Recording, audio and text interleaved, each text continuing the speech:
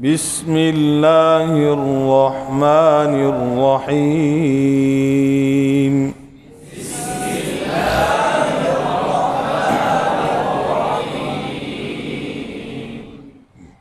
نورانی قاعدہ تختی نمبر 3 حروف مقطعات۔ اس تختی کے بارے میں چند باتیں۔ ایک بات تو یہ ہے کہ باعث برکت ہے، اس کو یاد کرنا، اوپر لکھا ہوا ہوگا، ہاں جی۔ اور اس تختی کی جو ترتیب ہے وہ ہے ترتیب قرآنی۔ کیا ہے تختی کی ترتیب؟ ترتیب قرآنی، ٹھیک ہے۔ مطلب کیا ہے؟ الف لام میم سے لے کر نون تک یہ ترتیب ہے قرآن پاک کے اندر حروف مقطعات کی۔ پہلا الف لام میم ہے اور آخری کون سا حرف ہے؟ نون ہے مقطعات کا جی۔ اس کے بعد حروف مقطعات قرآن پاک میں کتنے ہیں؟ کتنے ہیں بھائی؟ سوچیں، جلدی کریں، شاباش۔ کتنے؟ گنتی کر لی ادھر؟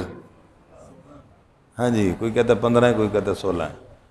تو حروف مقطعات قرآن پاک میں پہلی تختی کے مطابق 29 ہیں۔ پہلی تختی میں کتنے حروف ہیں؟ تو حروف مقطعات بھی کتنے ہیں؟ لکھ لیں، شاباش۔ اور یہاں پر بغیر تکرار کے، بغیر تکرار کے، ہاں جی، بغیر تکرار کے یہاں پر لکھے ہوئے ہیں، وہ کتنے ہیں؟ 14 ہیں۔ کتنے ہیں؟ اور پھر ان 14 کا پھر مجموعہ قرآن کرام نے کتابوں میں لکھا ہے، وہ ہے نقص عسلکم حی طاہر، نون قاف صاد، نقص عسلکم عین سین لام کاف میم، 8 ہو گئے۔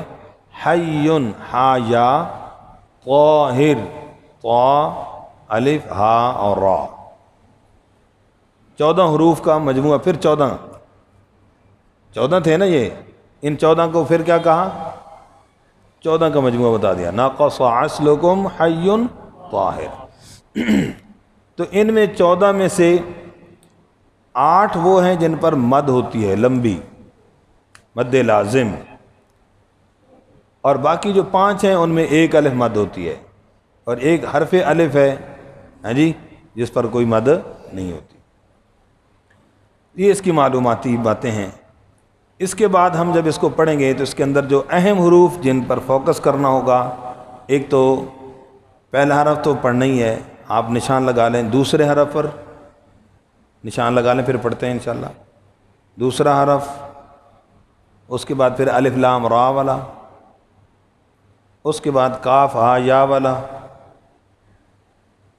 کتنے ہو گئے؟ 3۔ الف لام میم صاد والا، الف لام را اور کاف ہا یا، 3 ہو گئے۔ طا سین میم، 4 ہو گئے، ٹھیک ہے جی۔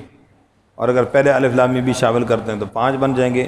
اور آخری جو ہے چھٹا عین سین قاف والا، یعنی اگر یہ 6 حرفوں پر 14 حروف بنے ہو نا، 6 حرفوں پر ہم محنت بچے پر کر لیں اور کروا لیں تو انشاءاللہ بچے کی اس تختی کے اندر جو غلطیاں ہیں وہ ختم ہو سکتی ہیں۔ ٹھیک ہو گیا جی؟ آئیے جی اب پڑھتے ہیں۔ پڑھنے کا طریقہ کیا ہے؟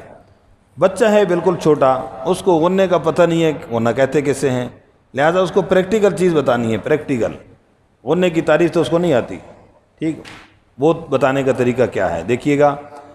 الف لام،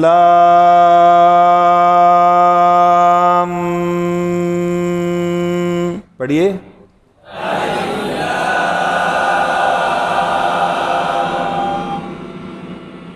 اب بچے کو یہ بتائیں گے کہ یہ غنہ ہے،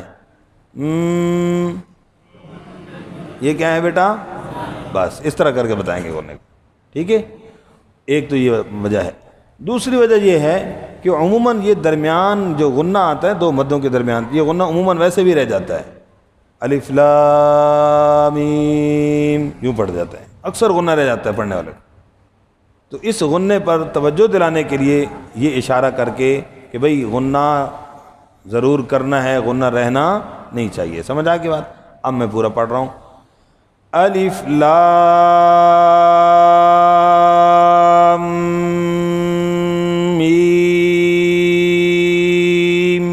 پڑھیے.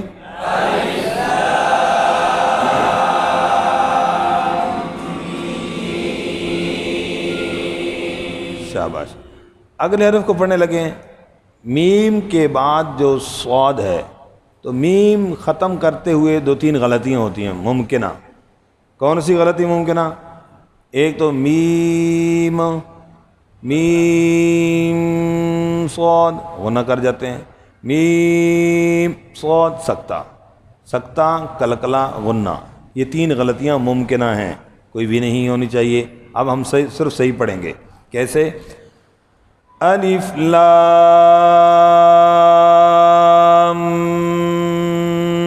میم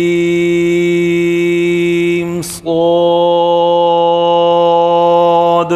پڑھیے اشارے کے ساتھ، اشارہ کریں.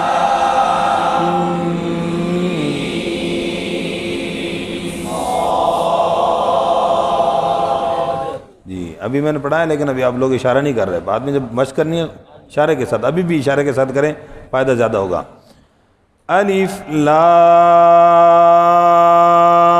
را.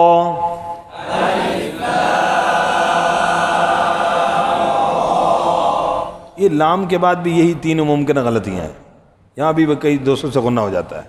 اور ایک غلطی پر توجہ دلا رہا ہوں کہ اکثر را کو لمبا کر جاتے ہیں. لام را اکثر اتنا لمبا ہوتی ہے نا غلطی ہے جی. تو یہ کیوں غلطی بچہ کر رہا ہے؟ اس کے ذہن میں کیا لاجک ہے غلطی کی؟ وہ بچہ کہتا ہے کہ دیکھو جی اس پر کھڑی زبر ہے. کیا ہے بھائی؟ اس کو زیادہ اس لیے لمبا کر رہے ہیں. تو اس کا جواب کیا ہے؟ یوں سمجھائیں گے کہ بیٹا یہی جو آپ کو کھڑی زبر الف نظر آ رہی ہے نا، پہلی تختی میں حرف کے آگے لکھی تھی اور اس تختی میں حرف کے اوپر آ گئی ہے. بس دونوں کی مقدار ایسی ہے. تو پہلی تختی میں کیسے پڑھا تھا؟ را. کیسے پڑھا تھا؟ یہاں بھی کیسے پڑھیں گے؟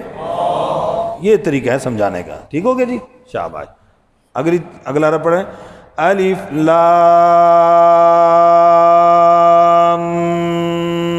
میم را. اشارہ کر رہے ہیں.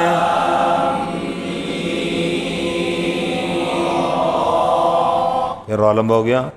را مالو. جی سمجھ آ گئی بات؟ کاف ہا یا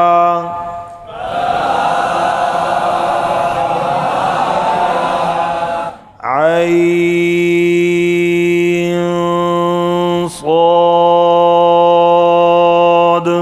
کھول لینے اس کو.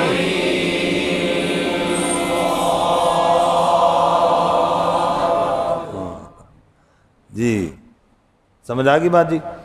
ہاں. اب اس کے اندر غلطیاں کیا ہیں؟ کیف امالہ ہو جاتا ہے، کاف کلکلہ کر دیتے ہیں، ہا یا ان دونوں میں سے کسی ایک کو لمبا زیادہ کر دیتے ہیں. تو برابر کرنا ہے، ممکن غلطی. عین کے اندر مد کرتے ہیں تو مد اور اخفا مکس کر دیتے ہیں. عین صاد. اخفا اور مد کیا ہو جاتی ہے؟ مکس ہو جاتی ہے. تو اب ان ممکن غلطیوں سے بچنے کے طریقہ غور سے، تو پہلے ہم بچے کو آدھا آدھا پڑھائیں گے. کتنا؟ کاف ہا یا.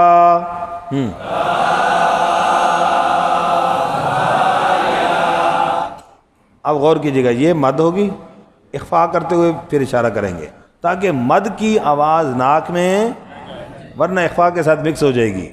تو میں غلطی پڑھ کر دکھا رہا ہوں کیسے. عین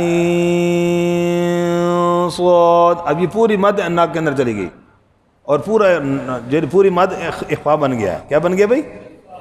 تو اس سے بچنا ہے. کیسے؟ عین صاد.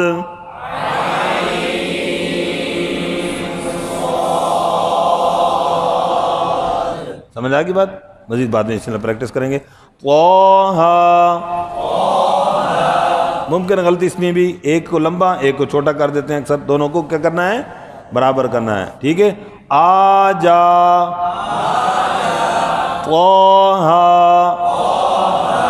جی تو پر ہونٹ گولنا ہوں. طاسیم میم.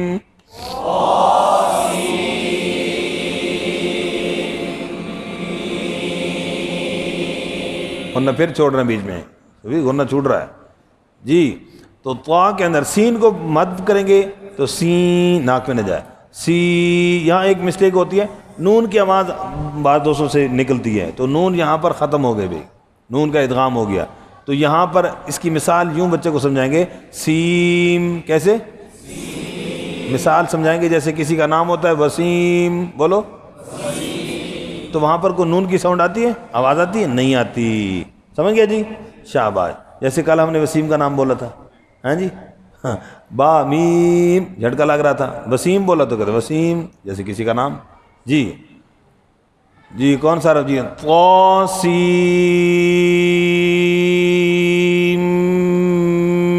میم.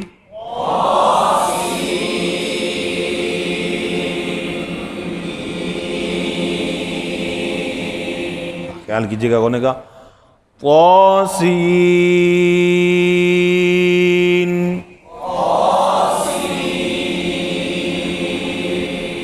یاسین.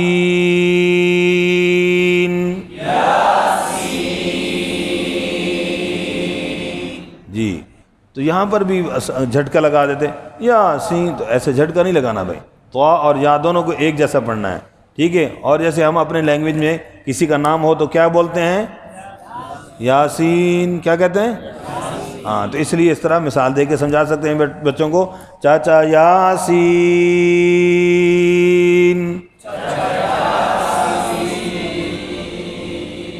ٹھیک ہو جائے گا انشاءاللہ. جی آگے کیا ہے جی, شاباش. صاد,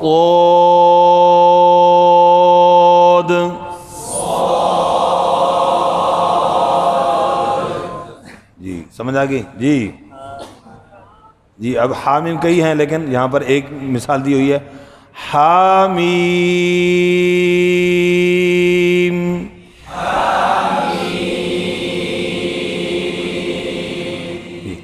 حامیم.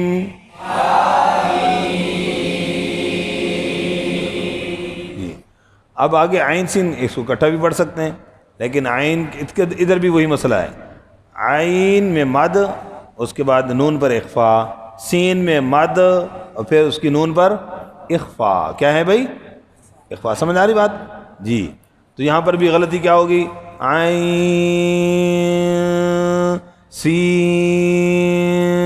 یہ ساری مد ناک میں چلی گئی, اخفا کے اندر چلی گئی, ٹھیک. تو مد, یہ مد اور اخفا کا اشارہ, پھر مد پھر اخفا کا اشارہ, تاکہ مد علیحدہ ہو اور اخفا علیحدہ ہو. شاباش. یہ ممکنہ غلطی ہے, اس کا خاص خیال کیجیے گا. عین سین قاف, عین سین, شاباش. قاف,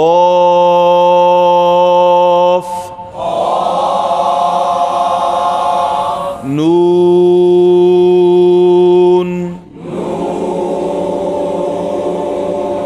جی اس میں آواز ناک پہ نہیں جانی چاہیے. مشق کریں گے انشاءاللہ. جزاکم اللہ خیر.